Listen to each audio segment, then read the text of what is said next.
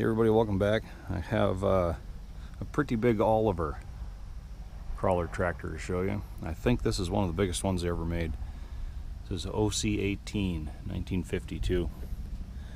It's Oliver's not really known for large crawlers, and I know they made a pretty big one. I think this is the biggest one they ever did. It sounds like it from talk I've heard in the past, but it's got a big Hercules diesel 6-cylinder engine in it.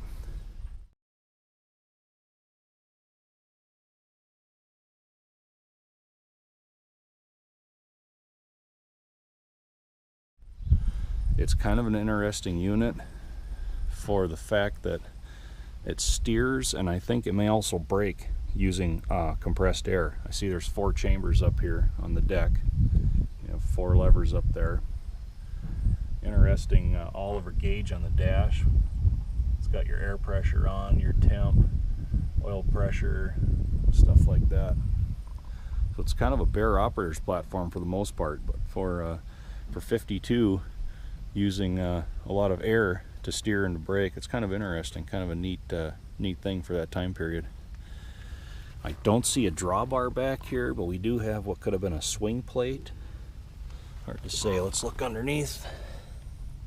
Yep, I see some old brackets where a drawbar would have been. I think that's been removed. Pretty good size rear case on it.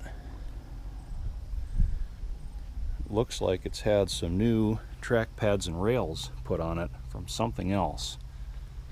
They don't really match this era of crawler. They look like a slightly newer link design, but don't quote me on that because I really don't know what I'm looking at here.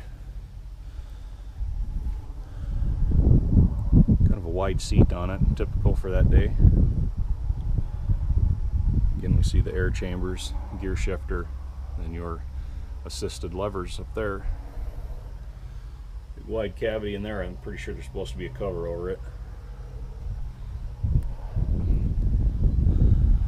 So here we got the air compressor, belt driven from the fan belts.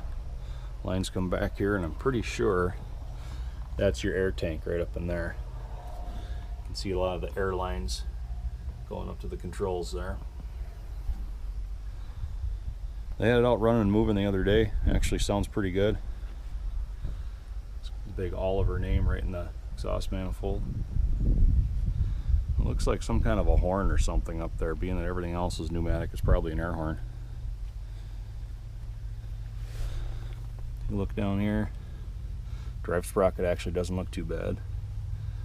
It's a good sized castle nut on that sprocket hub. I got a heavy pin going through it. I mean, shoot, that must be 7 inches across.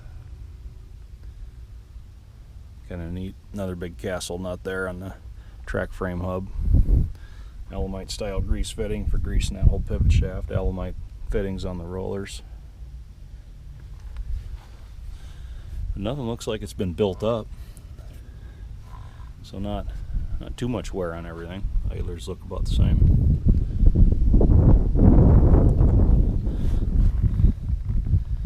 Okay, this is an interesting deal.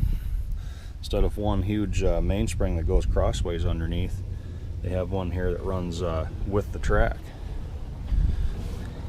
So that's your suspension setup there. They got a big leaf spring pack on each track frame. Totally different from how the cats would do it. But I suppose it worked. Yeah, you can see the roller and the spring guide right there for when the tracks would oscillate up and down. Like I say, Oliver and Cletrac was never really known for making really big tractors, and I'm pretty sure this is the biggest one they ever did. Kind of odd, never actually seen one, so wanted to catch it on video. Guys, as always, thanks for watching. Like, subscribe, leave comments below. Hope to see you back again.